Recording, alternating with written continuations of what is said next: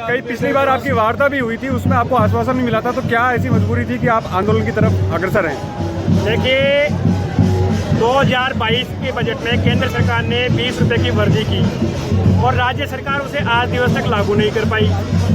हमने पिछले साल दिसंबर में आंदोलन किया। उस आंदोलन और महासम्मेलन के बीच में माननीय मंत्री महोदय ने आकर के हमें आश्वस्त किया कि आपकी मांगों को लागू किया जाएगा।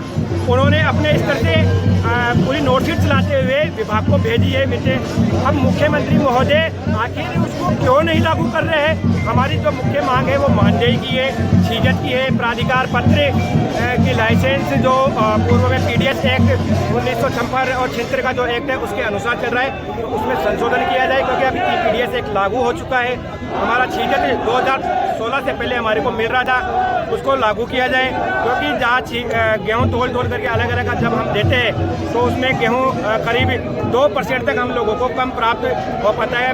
और उस दौरान अगर कोई जांच टीम आती है तो वहाँ पर एफआईआर तक दर्ज करवा दी जाती है। हम काफ़ी परेशान हो चुके हैं प्रशासनिक स्तर पर। कुछ जगह अभी 6 महीने से हम लोगों को कमीशन नहीं मिला है। जो मात्र हमारे को 4-5 हज़ार रुपये जो मिनिमम जो कमीशन है वो मिलता है, वो भी हम लोगों को समय पे नहीं मिल पा रहा है। इन सभी मुद्दों को लेकर के हम आज यहाँ पर जो आश्वासन दिया और 4 महीने बाद भी हमारी मांगों को नहीं माना गया, तो हमें विवश होकर के और माननीय मुख्यमंत्री महोदय के यहाँ पर गुहार लगाने के लिए आना पड़ा है।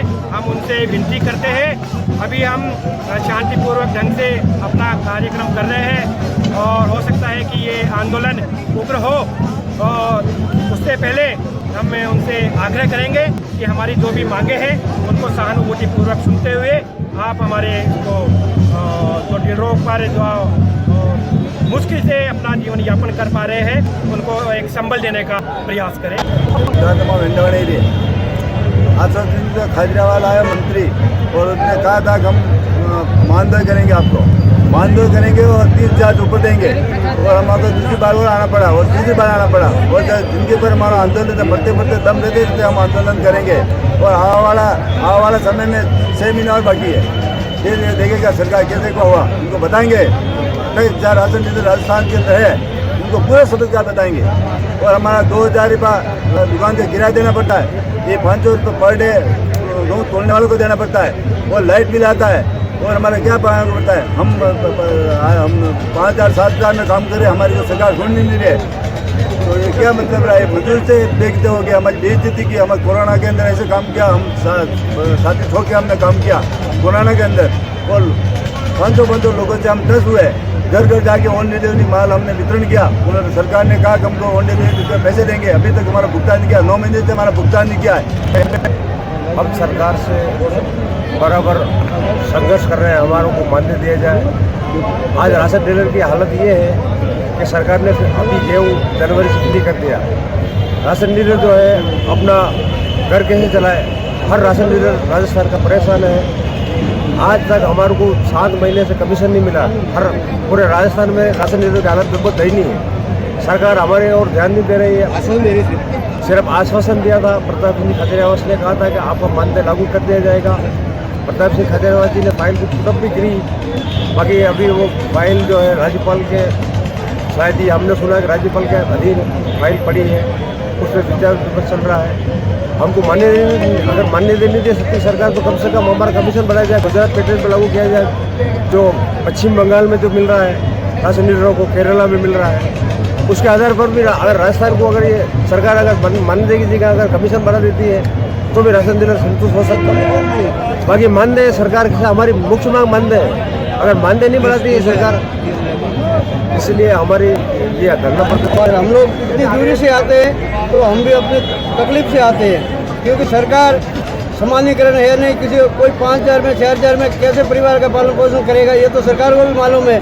जब एक गवर्नमेंट सर्वेंट का 50,000 से कम किसी की सैलरी नहीं है, और हम लोग 5,000 में काम करते हैं 1 महीना, और वो भी सब सरकारी अधिकारी जो भी आता है वो दबाव बनाता है। और सब कोरोना में जिन परिवारों के कोई भी अगर किसी को कोरोना हुआ तो उनके परिवार के बच्चे भी हाथ नहीं लगाते थे, वो ऐसे ही हॉस्पिटल में मरता था। ऐसे कोई मर भी गया तो उनको भी जलाने के लिए कोई हाथ नहीं लगाता था। मगर राशन डीलर उनके घर तक गेहूँ देने के लिए स्वयं के खर्चे से डीजल सरकार ने नहीं दिया था, और गाड़ियाँ हमारे ग्रामीण क्षेत्रों में 10-10 किलोमीटर तक हम लोग जाते थे। जब 10 किलोमीटर कोई भी जाए तो उनको खर्चा तो आता है रोजाना, पूरे महीने 2-2, 3-4 महीने ऐसे ही हम लोगों ने घरों में वितरण करने गए थे। और हम लोग को क्या, वो हमारे जान की परवाह किए बगैर हम लोग जा रहे थे कि भाई पब्लिक को कोई भी भूखा नहीं सोए।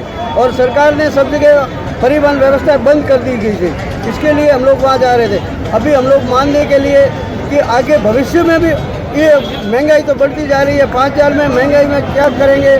अभी तोलने वाले के साथ में लाते हैं सहायक, उनको भी पगार देना पड़ता है, मैंने दुकान का किराया, लाइट बिल, अभी मशीन में भी भरना पड़ता है पैसा। और 5 रुपया 21 पैसा सरकार अभी भी काट रही है मशीन के रख रखाव का, वो बिल्कुल बेईमानी से काट रही है। अभी एक एक बूंद से पूरा तालाब पानी का भरता है, उसी तरह ये 5 रुपये 21 पैसे लगते हैं, मगर सरकार को अरबों रुपया आता है एक महीने का। ये ऐसे कम रुपये बहुत होते हैं। और ये क्यों काट रहे हैं? किसी की मशीन का कोई मेंटेनेंस है नहीं। हम लोग नेट का बैलेंस भरते हैं तो स्वयं के खर्चे से रिपेयरिंग करवाते हैं तो ऑफिस में रुपया कटता है, मगर हम लोग को अलग से पेमेंट देकर मशीन रिपेयरिंग करवानी पड़ती है। प्रमुख मांग क्या है आपकी? हमारी मांग मानदेय है, मानदेय के लिए हम लोग अनिश्चितकालीन धरने पर भी बैठ सकते हैं। और 30,000 मानदेय सरकार को करनी ही पड़ेगी।